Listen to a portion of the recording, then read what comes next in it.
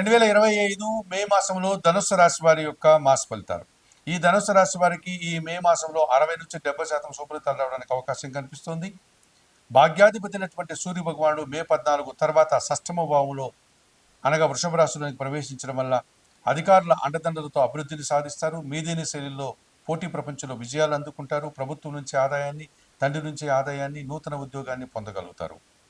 సప్తమ దశమాధిపతి అయినటువంటి బుధుడు మే మొదటి వారంలో చతుర్థ భావములోను అనగా మీనరాశిలోను, ఆ తర్వాత షష్టమ భావములో మే చివరి మాసంలో వృషభ రాశిలో సంచరించడం వల్ల ఆర్థిక అభివృద్ధి బాగా ఉంటుంది, వ్యాపార అభివృద్ధి బాగుంటుంది. జీవిత భాగస్వామి సహకారంతో నూతన వ్యాపారాలు ప్రారంభించి అభివృద్ధి పదంలో ముందుకు సాగుతారు. జన్మరాశ్యాధిపతి చతుర్థాధిపతి అయినటువంటి గురువు మే 14 తర్వాత సప్తమ భావములో మిథున రాశిలో ఆయన సంచారం కొనసాగించడం వల్ల సానుకూల వాతావరణం లభిస్తుంది. సమాజంలో గుర్తింపును తెచ్చుకోగలుగుతారు. మీదైనటువంటి శైలిలో మంచి విజయాలు సాధిస్తారు. విద్యాభివృద్ధిని పొందగలుగుతారు. ఆనందంగా కాలం గడుపుతారు. ఇక షష్టమ లాభాధిపతి అయినటువంటి శుక్రుడు ఈ నెలంతా కూడా చతుర్థ భావంలో మీనరాశిలో సంచరించడం వల్ల పోటీ ప్రపంచంలో స్త్రీజన సహకారంతో అభివృద్ధిని సాధిస్తారు. శుభకార్యాలు నిర్వర్తిస్తారు. విందు వినోదాల్లో పాల్గొంటారు. రాహు మే 18 నుంచి తృతీయ భావంలో కుంభరాశిలోనికి ప్రవేశించడం వల్ల విదేశీ వ్యవహారాలు బాగుంటుంది. జన సహకారం బాగుంటుంది. నూతన వ్యక్తుల వల్ల అభివృద్ధిని సాధిస్తారు. మరి 2025 మే మాసానికి గాను ధనుస్సు రాశి వారికి సూర్య భగవాను వల్ల అధికారుల నుంచి అభినందనలు, బుధగ్రహ సానుకూలత వల్ల ఆర్థిక అభివృద్ధి, గురువు అనుకూలత వల్ల సమాజంలో గుర్తింపు, శుక్రుని అనుకూలత వల్ల స్త్రీజన సహకారంతో శుభకార్యాలు, అలాగే రాహు అనుకూలత వల్ల విదేశీ వ్యవహారాలు సానుకూలంగా సంచరిస్తూ 60-70% శుభ్రతలు రావడానికి అవకాశం ఉంది ధనుస్సు రాశి వారికి. అయితే పంచమ వ్యయాధిపతి అయినటువంటి కుజుడు అష్టమ భావములో కర్కాటక రాశిలో సంచరించడం వల్ల మీ ఆలోచనలు కొన్ని కలిసి రావు. సంతానంతో మనస్పర్ధలు వచ్చే సందర్భాలు కనిపిస్తున్నాయి. భూవాహన సమస్యలు, ఆర్థిక సమస్యలు కూడా కొన్ని సందర్భాల్లో మిమ్మల్ని ఇబ్బంది పెడతాయి. ఇక ద్వితీయ తృతీయాధిపతి అయినటువంటి శని భగవానుడు చతుర్థ భావంలో మీనరాశిలో సంచరిస్తున్నాడు. అది అర్ధాష్టమ శని. ఈ కారణం చేత కుటుంబంలో అనవసరమైన ఖర్చులు, అశాంతి, ఉదర సంబంధమైన అనారోగ్యాలు మిమ్మల్ని ఇబ్బంది పెట్టే సూచన కనిపిస్తుంది.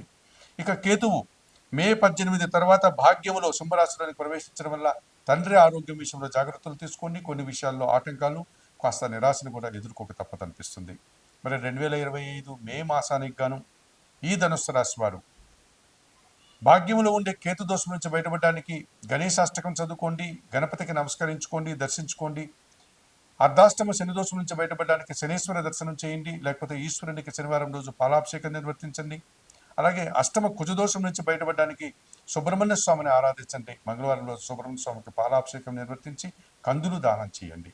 మరి 2025 మే మాసానికి గాను ధనుసు రాశి వారు చెప్పిన విషయాలను స్వీకరిస్తూ పరిహారాలు పాటిస్తూ ఆయుర ఆరోగ్యాలతో ఆర్థిక అభివృద్ధిని పొందాలని మనస్ఫూర్తిగా కోరుకుంటూ సర్వే జన సుఖినో భవంతు.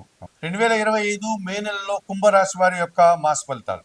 ఈ కుంభరాశి వారికి 2025 మే నెలలో 50-60% శుభ్రతలు రావడానికి అవకాశం కనిపిస్తుంది. సప్తమాధిపతి అయినటువంటి సూర్య భగవానుడు మే 14 వరకు తృతీయ భావంలో మేషరాశిలో సంచరిస్తున్నాడు.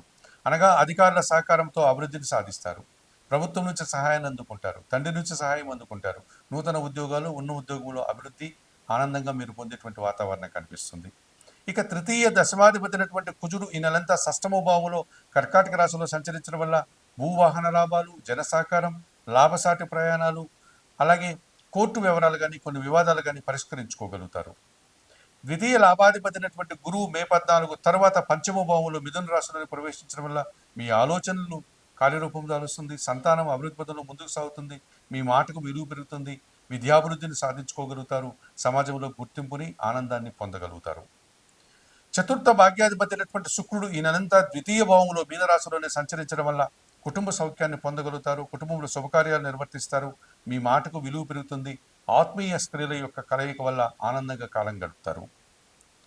2025 మే మాసంలో ఈ కుంభరాశి వారికి సూర్య భగవానుడు అధికారికమైన అభివృద్ధిని సాధిస్తున్నాడు. అధికారుల సహకారాన్ని అందిస్తున్నాడు. కుజుడు భూవాహన సమస్యలను అందిస్తున్నాడు. గురువు విద్యారంగంలో అభివృద్ధిని, సమాజంలో గుర్తింపుని ఇస్తున్నాడు. శుక్రుడు కుటుంబ సౌఖ్యాన్ని, స్త్రీజన సహకారాన్ని అందిస్తున్నాడు. ఈ రకంగా 50-60% శుభ్రతలు రావడానికి అవకాశం ఉంది కుంభరాశి వారికి. అయితే పంచమ అష్టమాధిపతి అయినటువంటి బుధుడు ఈ నెలలో తృతీయ భావంలో మేషరాశిలో సంచరించడం వల్ల జన సహకార లోపం కొందరి విషయంలో కనిపిస్తుంది.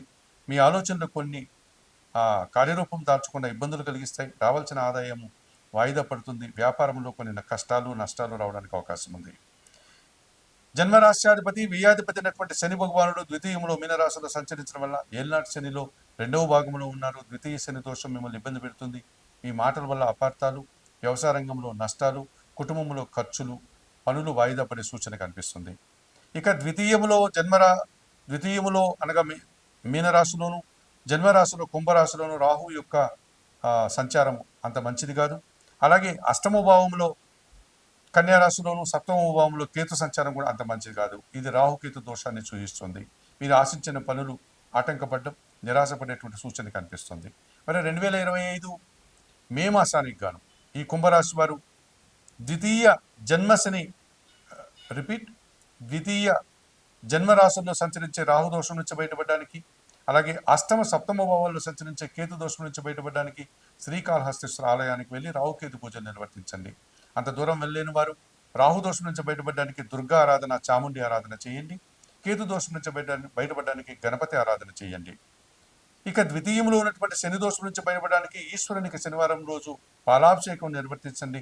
అలాగే రావణాష్టకం చదువుకోండి.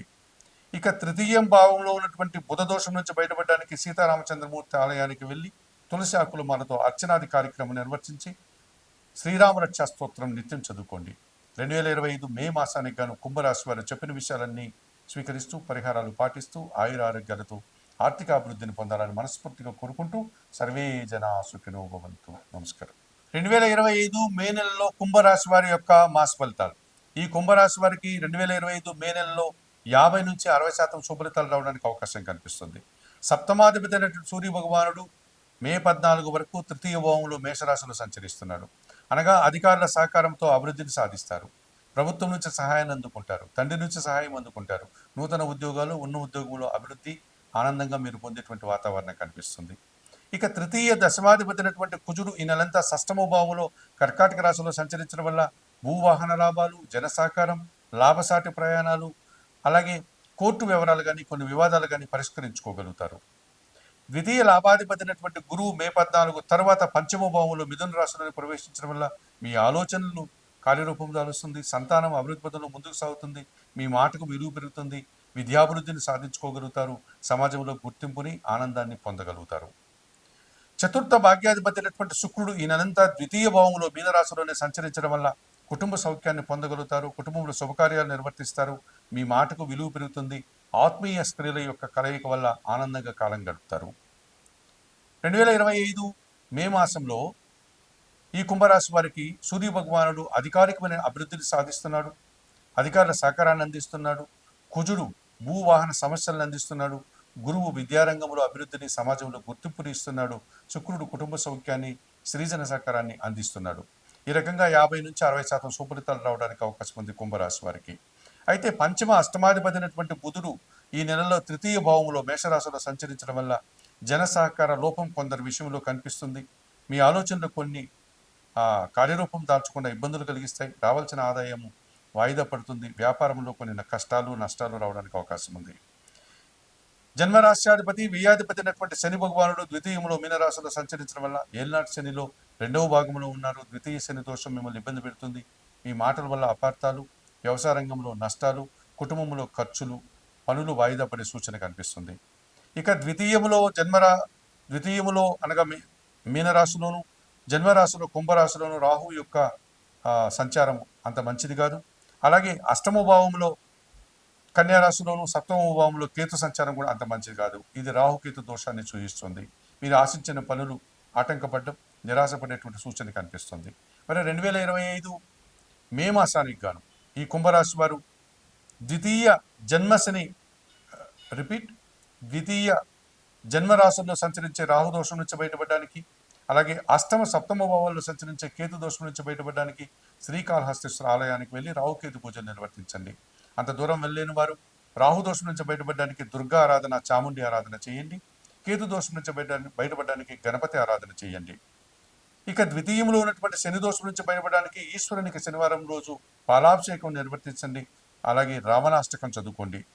ఇక తృతీయం భావంలో ఉన్నటువంటి బుధ దోషం నుంచి బయటపడడానికి సీతారామచంద్రమూర్తి ఆలయానికి వెళ్ళి తులసి ఆకుల మాలతో అర్చనాది కార్యక్రమం నిర్వర్తించి శ్రీరామరక్షా స్తోత్రం నిత్యం చదువుకోండి. 2025 మే మాసానికి గాను కుంభరాశి వారు చెప్పిన విషయాలన్నీ స్వీకరిస్తూ పరిహారాలు పాటిస్తూ ఆయుర ఆరోగ్యాలతో ఆర్థిక అభివృద్ధిని పొందాలని మనస్ఫూర్తిగా కోరుకుంటూ సర్వే జనా సుఖినో భవంతు. నమస్కారం.